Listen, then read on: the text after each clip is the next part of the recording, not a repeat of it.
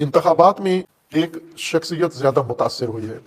یعنی ان انتخابات کے قربانیوں میں سے ایک قربانی، پچھلے انتخابات کی قربانی مسلم لیگ بنے، نواز شریف یہ لوگ بنے تھے 2018 کے انتخابات کی، اور 2024 کے انتخابات کی سب سے بڑی قربانی وہ مولانا فضل الرحمان صاحب بنے ہیں۔ ویسے تو جماعت اسلامی بھی ہے، لیکن جس شخصیت نے زیادہ دل پہ لے لی ہے بات اور بہت زیادہ ناراحت ہیں سیاسی انتخابات سے، وہ مولانا فضل الرحمان ہے۔ پاکستان کی سیاست میں ان کا بڑا اہم کردار ہے، ہر حکومت کا حصہ رہے ہیں، اقتدار میں رہنے کا ڈھنگ انہیں آتا تھا، انہیں بڑا ماہر سمجھا جاتا تھا۔ کسی سیکولر حکومت ہو یہ اس کے ساتھ ہوتے تھے، فوج ہو یہ اس کے ساتھ ہو جاتے تھے، مسلم لیگ کی حکومت ہو یہ اس کا حصہ بن جاتے تھے، انہیں طریقہ آتا تھا اقتدار میں رہنے کا۔ لیکن اب صورتحال یہ بنی ہے کہ یہ مکمل طور پر اقتدار سے باہر ہو چکے ہیں، صوبائی سطح پر بھی اور مرکزی سطح پر بھی، جبکہ سابقہ حکومت کو گرانے میں ان کا یہ کہنا تھا کہ میرا مرکزی کردار تھا۔ جو 13-14 جماعتیں مل کر اتحاد بنا تھا پی ڈی ایم کے عنوان سے، اس کے صدر بھی یہی تھے، اس کے رہبر بھی یہی تھے، اور انہی کی قیادت میں تحریک عدم اعتماد سابقہ وزیر اعظم کے خلاف پاس ہوئی، اور انہوں نے اس کے بعد سے اپنی فتح کے ڈنکے بجائے اور جھنڈے گاڑے اور کہا کہ یہ میں نے یہ کام کیا ہے، میں نے ایک یہودی ایجنٹ کو پاکستان کی سیاست سے باہر کیا ہے، میں نے ملک دشمن کو سیاست سے باہر کیا ہے، میں نے غیر ملکی ایجنٹ کو پاکستان کو تباہ کرنے سے پاکستان کو بچایا ہے، اور اس طرح کے انہوں نے اس کے بعد فراوان ڈائلاگ بولے، اور بڑی حوصلہ افزائی ہوئی تھی مولانا صاحب کی۔ تحریک عدم اعتماد سابقہ وزیر اعظم کے خلاف جب پاس ہوئی تو سب سے زیادہ خوشی انہی کو ہوئی تھی، چونکہ ان کی قیادت میں یہ کام ہوا تھا اور انہوں نے اس کو چھپایا نہیں، اس خوشی کا اظہار بھی کیا، اور پھر امیدوار تھے کہ اگلے انتخابات میں مجھے اس ساری کوشش کا صلہ ملے گا۔ اس حکومت کو جو فوج کے ساتھ جس کی انبن ہو گئی تھی، اسٹیبلشمنٹ کے ساتھ جھگڑا ہو گیا تھا، اور اسٹیبلشمنٹ کے سپاہی بن کر انہوں نے اس حکومت سے جان چھڑائی اسٹیبلشمنٹ کی، انہیں یہ توقع تھی کہ اسٹیبلشمنٹ اب مجھے اس کا صلہ دیں گے، اور وہ صلہ جو انہوں نے پہلے ہی اعلان کر دیا تھا۔ ان کی صدر مملکت کی باتیں خود انہوں نے بھی کہا، ان کی جماعت کے بڑے اکابرین نے کہا کہ اس وقت سب سے موزوں شخصیت صدر مملکت کے لیے مولانا فضل الرحمان ہیں۔ انتخابات سے پہلے ہی انہوں نے یہ باتیں شروع کر دیں کہ واحد شخص جو اس وقت صدر مملکت کی سیٹ کے لیے موزوں ہے، بیٹھ سکتے ہیں، وہ یہ ہیں۔ تو اب ظاہر ہے کہ صدارت کی تیاریاں ایک شخص کر کے، اور اپنے ساتھی اپنے محفلوں میں مبارکیں بھی شاید پہلے دے چکے ہوں گے، اور یہ موضوع کافی انہوں نے سنجیدہ لے لیا تھا کہ آئندہ کے صدر مملکت مولانا ہیں۔ ایک دم انتخابات میں ان کی جماعت صاف صفایا ہو گیا۔ قومی اسمبلی میں ان کی توقع کے مطابق نتیجہ نہیں نکلا، صوبائی اسمبلی خیبر پختونخوا میں ان کی توقع کے مطابق نتیجہ نہیں نکلا، بلوچستان میں یہ سمجھ رہے تھے کہ بھاری اکثریت ہماری ہوگی، ان کے مطابق نتیجہ نہیں نکلا، بہت ہی کم سیٹیں کمزور پوزیشن میں گئے، اور اس وقت سے انہیں شدید شاک ہوا اور ناراض ہو گئے، اور پہلے مسلم لیگ کے ساتھ، پیپلز پارٹی کے ساتھ مل کے سابقہ حکومت گرانے میں قیادت کی۔ اب جب اقتدار کی باری آئی ہے، انہیں بلایا بھی گیا ہے کہ آپ شریک اقتدار ہوں، لیکن یہ حاضر نہیں ہوئے اور ناراض ہو کر یہ باہر جا بیٹھے اور اپوزیشن میں۔ بلکہ ابھی انہوں نے ایک طرح سے کھل کے 2 دن پہلے جو انہوں نے کانفرنس کی، اس میں بہت کھل کے انہوں نے باتیں کی ہیں اسٹیبلشمنٹ کے بارے میں، فوج کے بارے میں، اور للکارا ہے ایک طرح سے، عیناً اسی طرح جس طرح پاپولر نے جب اقتدار دیکھا خطرے میں ہے، ڈگمگا رہا ہے، تو فوج کو باقاعدہ نام لے کے کہا کہ اگر مجھے اقتدار سے نکالا تو میں خطرناک ہو جاؤں گا، اور وہ بات انہوں نے عملی کر کے دکھائی، خطرناک بنے،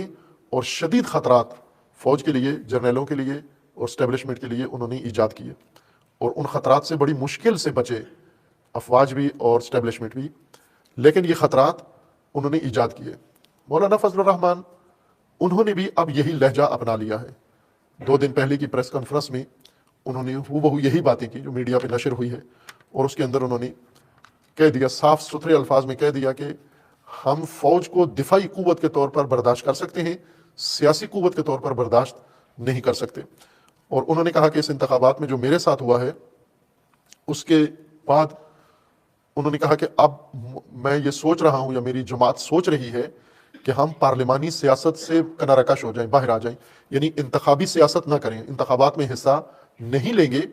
بلکہ ہم ایک پریشر گروپ بنیں، ہم ایک مذہبی جماعت پہلے سے ہیں، طاقت ان کے پاس ہے، مدارس ان کے ساتھ ہیں، مسلکی تائید ان کے ساتھ ہے، ایک منظم سلسلہ ان کے پیچھے ہے۔ تو انہوں نے ایک طرح سے تڑی لگائی ہے کہ ہم پارلیمانی انتخابات سے نکل کر دوسرا رویہ اختیار کریں گے،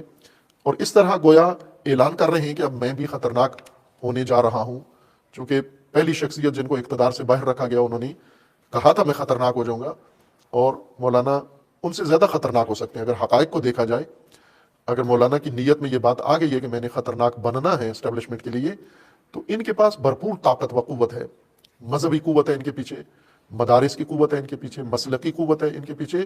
اور متشدد گروہ ان کے اختیار میں ہیں جو تشدد پسند ہیں، اور جنہیں موجودہ آرمی چیف ہر صورت میں ملکی سیاست سے باہر کرنا چاہتے ہیں، وہ ان کے ساتھ ہیں، مولانا کے ساتھ ہیں. لہٰذا انہوں نے کھل کے آرمی چیف کو بھی اور سب کو دمکانا شروع کر دیا ہے. اور انہوں نے ظاہراً ایسے لگتا ہے کہ پاپولر سے بہت کچھ سیکھا ہے مولانا نے،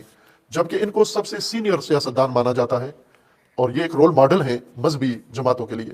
جو مذہبی لوگ مذہب کو بنیاد بنا کر اقتدار میں آنا چاہتے ہیں، وہ سیاست مولانا فضل الرحمان صاحب سے سیکھتے ہیں. وہ شیعہ ہوں، سنی ہوں، بریلوی ہوں، دیوبندی ہوں، اہل حدیث ہوں، دراصل سیاست، مذہبی سیاست کے امام مولانا فضل الرحمان ہے. پاکستان کے اندر پارلیمانی سیاست، جمہوری سیاست اور سیکولر سیاست کے مذہبی امام یہ ہیں. ساری جماعتیں ان کے ڈیزائن پر اپنا نقشہ بناتی ہیں اور ان کی طرز پر سیاست کرتی ہیں. بہت سارے لوگوں نے ان کے قریب رہ کے، دوسرے مولانا حضرات نے بھی سیاست انہی سے سیکھی ہے. لیکن ایسے لگتا ہے کہ مولانا فضل الرحمان صاحب نے پاپولر سے بہت کچھ سیکھا ہے. ابھی جو ان کا رویہ ہے وہ یہ بتاتا ہے کہ انہوں نے اس شخص سے بہت کچھ سیکھا ہے، اور ان میں سے ایک چیز جو سیکھی ہے انہوں نے ان سے یو ٹرن ہے، جو سابقہ وزیر اعظم کا معروف نعرہ تھا، یو ٹرن لینا، یعنی جو بات کی ہے اس سے پھر جاؤ، بالکل الٹ 180 درجے. اگر آپ نے اعلان کیا ہے کہ میں مشرق کو جا رہا ہوں،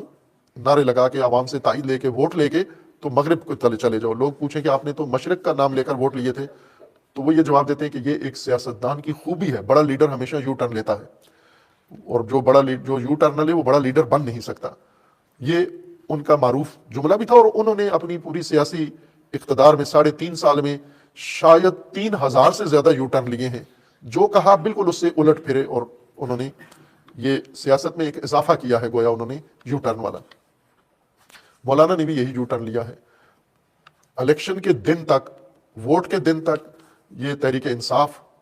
اور اس کے بانی اور اس کے لیڈر کو جو ناسزا کہتے تھے، سب سے زیادہ تحریک انصاف کے خلاف غلیظ زبان استعمال کرنے والے یہی تھے. وہ بھی ایسا ہی کرتے تھے. مولانا فضل الرحمان کو ڈیزل کہتے تھے. البتہ یہ پاپولر نے یہ اصطلاح نہیں گھڑی تھی، یہ پچھلے دور میں جب مولانا فضل الرحمان صاحب بے نظیر کی حکومت میں شامل ہوئے تھے، پیپلز پارٹی کا حصہ بنے تھے، اس وقت کی یہ اصطلاح ہے. انہوں نے ڈیزل کا ٹھیکہ لیا تھا اصل میں بے نظیر سے. ڈیزل کی امپورٹ کا جو کنٹریکٹ تھا وہ انہوں نے منظور کروایا، جس وجہ سے مولانا ڈیزل معروف ہو گئے. اور پھر یہ باقی لوگ تو احتراماً نہیں یہ اصطلاح استعمال کرتے ان کے بارے میں، لیکن عمران خان چونکہ وہ ان چیزوں کے قیدی نہیں تھے کہ میں ادب آداب کا خیال رکھوں، ہر ایک کے بارے میں وہ بے لگام بے تکی بولتے تھے. ان کو بھی یہی کہنا شروع کر دیا. کچھ عرصہ ان کو فضلو کہتے تھے، کچھ عرصہ ان کو ڈیزل کہتے تھے. پھر ایک تقریر میں خود یہ کہا کہ جنرل باجوہ نے مجھے باقاعدہ روکا ہے کہ آپ مولانا فضل الرحمان صاحب کو ڈیزل نہ کہا کرو. یہ عوام میں بتایا، یعنی اور تمسخر اڑایا کہ میرے اس کہنے کا اثر اتنا زیادہ ہو رہا ہے کہ فوج کا چیف مجھے روک رہا ہے کہ مولانا کی بے حرمتی نہ